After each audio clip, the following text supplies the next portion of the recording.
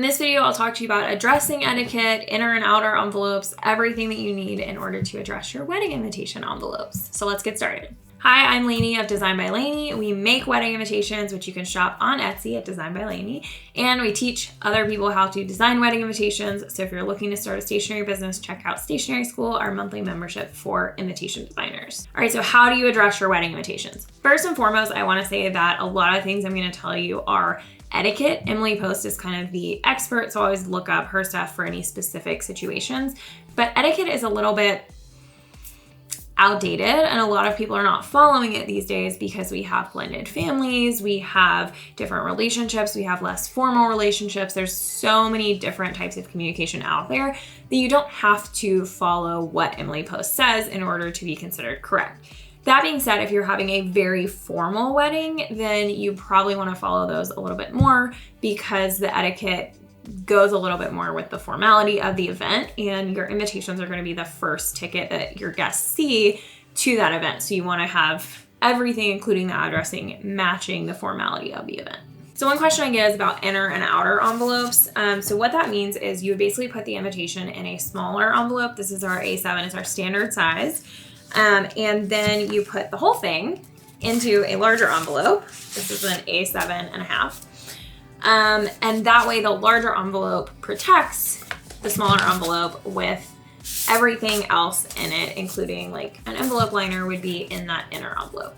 The inner envelope has different addressing. It's the less formal one. So whatever you call this person, like Aunt Sandy and Uncle Jack, that's what you're going to put on the inner envelope. And then the outer envelope will be like, you know, Mr. and Mrs. Jack Graham III, whatever. It's going to be a little bit more formal. A lot of people don't do the inner outer anymore, but if you do, we have more information on it in another video for you. When you send out save the dates, you should address them the same way you do in wedding invitations, and everyone who receives a save the date is expected to receive a wedding invitation. Even if they've told you by that point they can't go, it's still customary to send them a wedding invitation and give them the chance to RSVP now.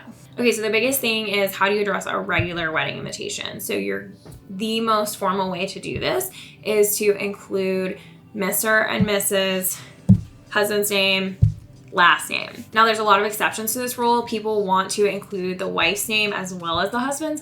In that case, it's technically not correct to say like Miss Laney and Mr. Alexander Riddell. It's still customary to say Mr. and Mrs. Alexander Riddell. However, if you want to include the wife's name as well, then you would just put Laney and Alexander Riddell. It's not Mr. and Mrs. Laney and Alexander Riddell because that separates the titles from the names, and it's not Mrs. Laney and Mr. Alexander Riddell, just because that can get really long and confusing, and technically it's customary for them to be known as one name. Slightly less formal would be Mr. and Mrs. Riddell without his name included, and that's a good way to kind of meet in the middle without getting these names that are going to be so long and not really fit on your envelope. Anyone who is over 18 who lives in the same household should get their own wedding invitation.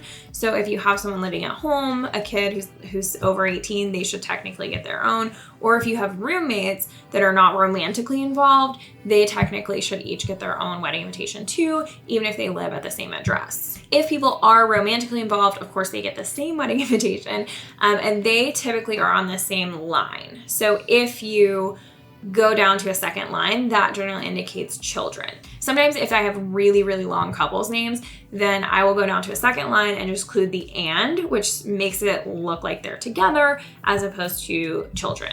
Children are listed with the parents' names on the top line and then the kids' names below. And if there's multiple children, it will be like Emma, Tyler, Sandy, whatever those kids' names are. If you're inviting the entire family to the wedding, then you can include the Riddell family as the name. It encompasses everyone and then doesn't include any kind of outside family plus ones. Generally, if someone has a plus one, they're over 18 and they're getting their own invitation anyway. And this is a good point. You want to make sure you include everyone who's invited on an invitation. So if you're listing people out very specifically, that very specifically states Mr. and Mrs. Riddell are invited, not the children. But if you put the children's names, that indicates exactly who's invited in case you want to invite some children and not others. And if you have a plus one, then you always want the invitation and the save the date to say "and guest." That gives the guest the ability to ask someone, and guest is usually not capitalized actually, which is kind of a common misconception. If someone's engaged, you technically will address them as if they're single people living in the same household but romantically involved. So it'd be Miss Laney Shank and Mr. Alexander Riddell. However, I just sometimes like to do, the future Mr. and Mrs. Riddell because it's kind of fun if I know that that is the name change that's going to happen and if that's how their family is going to be known in the future.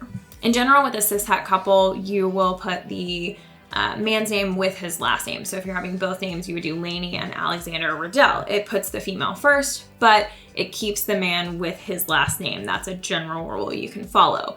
However, if there's no first names, you generally put the man first, so Mr. and Mrs. If someone has a formal title, that generally means they go first, like Dr. and Mrs. or Dr. and Mr., because the more formal title is going to go first. If you have a same-sex couple, then it kind of doesn't matter, go alphabetical, or I usually like to say go with the person who's being invited first. Like if you know someone and then it's just their boyfriend or just their girlfriend that's coming with, then start with the person that you know and include the person that's a guest second.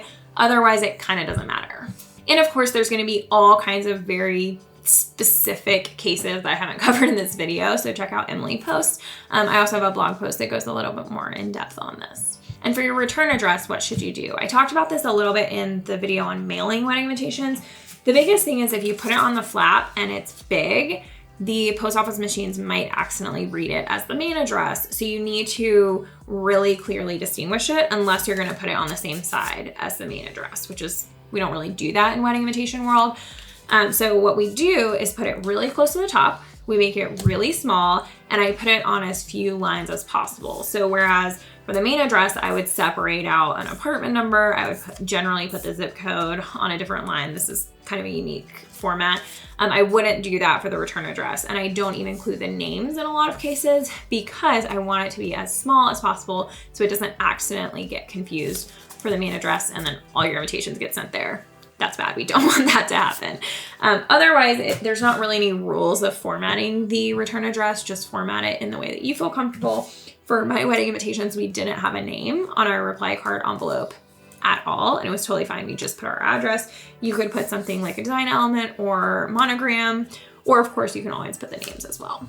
The biggest thing here is you can do really whatever you want. There are things that are wrong, but that's mostly because they indicate things that are incorrect. So if you're indicating that someone doesn't get a +1 when they do, that's just giving them the wrong information, which is why that's wrong. But if you want to use first names and you don't want to do the formal titles, that's completely fine. As a calligrapher, I actually prefer not using the titles because then I can write a lot bigger, it's more fun, it looks really cool, and it feels a little bit more personal. But if you're doing a really formal wedding, that kind of gives off the wrong impression. So just make sure that whatever you're doing with your dressing style is giving off the impression of the actual event and what's going to happen there, the formality, the type of event. Don't do something that's really structured if your wedding's going to be really loose and boho, for instance. So pay attention to how your dressing style reflects the formality and the style of your wedding. Let me know what questions you have. You can shop all of our wedding invitations, order calligraphy, order printed envelopes, etc. On our website at designbylaney.com or on Etsy with Design by Laney. Thanks, everybody.